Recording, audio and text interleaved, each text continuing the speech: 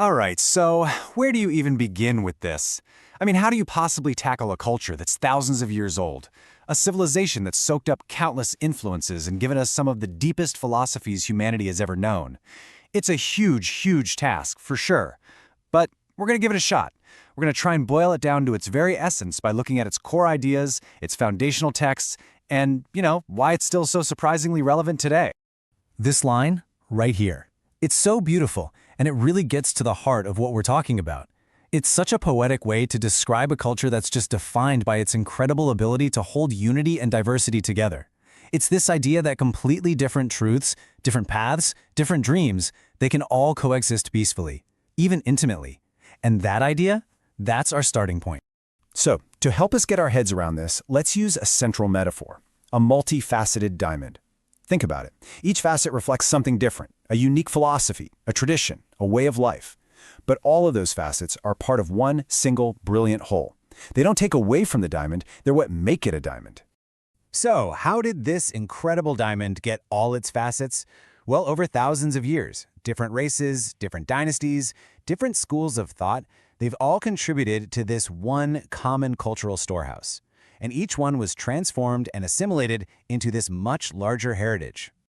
Now this is a really powerful way to think about it. It's an analogy from the historian Jagannath Sarkar. He compares the creation of Indian culture to the building of a coral reef. It wasn't some grand design from a single architect. It was a slow, organic process. Countless tiny contributions over eons, creating something incredibly strong, unified, and built to last. Okay, so if the culture is this massive, intricate diamond, where do we find its source code, its blueprint? For that, we've got to go way back to its most ancient and foundational texts, the Vedas. The name itself tells you everything you need to know.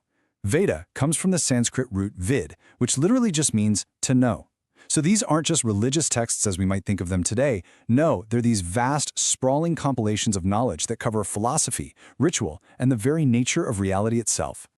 And what's brilliant is how this ancient knowledge was structured. The four main parts of the Vedas are basically a roadmap for the four traditional stages of a complete human life. It's amazing. You start as a student, learning the hymns of the Samhitas. Then you become a householder, performing rituals from the Brahmanas. As you get older and retire, you contemplate the deep symbolism in the Aranyakas. And finally, you seek that ultimate truth in the philosophical Upanishads. It's a complete curriculum for life, from start to finish. All right, so out of that huge body of knowledge, a few core ideas emerged that really guide everything: action, morality, society. These are kind of like the philosophical gears that make the whole system turn. And right at the very heart of it all is this concept of dharma. Now, this is a massive idea. On a cosmic level, it's the underlying law that keeps the entire universe in balance. Think of it like a natural law of morality. But for you, as an individual, dharma is your duty. It's your righteous path, your moral code. It's all about playing your part to uphold that cosmic order. But what does dharma actually look like in the real world? Well, this story from the epic Mahabharata, it's a perfect example. You've got this righteous king, Yudhishthira, who finally makes it to the gates of heaven. But he's told, hey, you can come in, but the dog's got to stay behind. And he just refuses, flat out. For him, his duty to a loyal friend, even an animal, was way more important than his own salvation. That right there is dharma in action. And here's another incredibly powerful example, this time from the Ramayana. Lakshmana is asked to identify his sister-in-law's jewelry, and he says he can't. Why?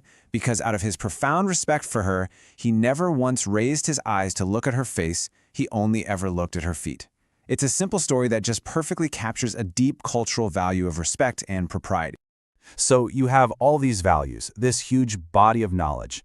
How is it all passed down? This is where we need to kind of debunk a common myth, that ancient Indian education was all just religious or mystical stuff. It was actually surprisingly practical. Let's take a look at Takshashila.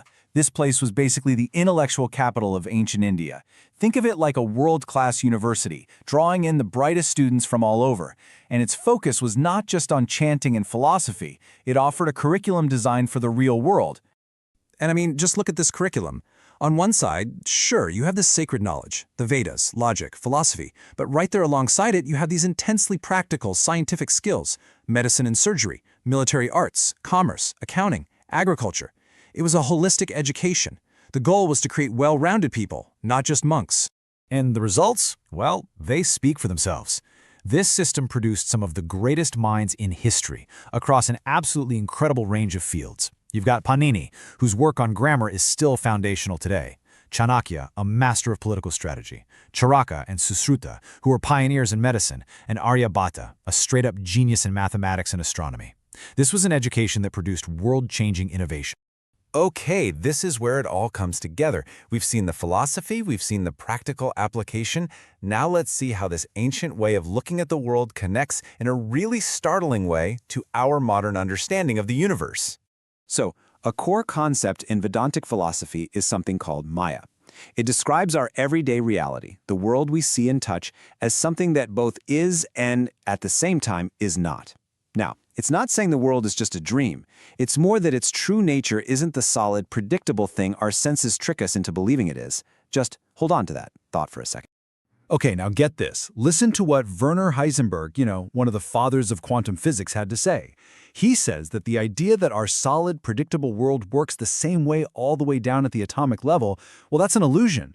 The fundamental building blocks of our reality, things like electrons, they don't behave like solid objects. They exist in a state of probabilities, a state of is and is not at the exact same time until they're observed. The parallel is, it's just stunning, absolutely mind-blowing.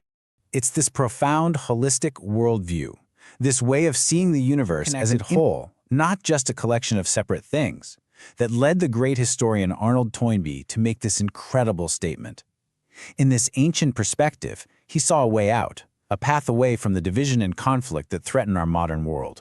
And so that leaves us with one final, pretty provocative question.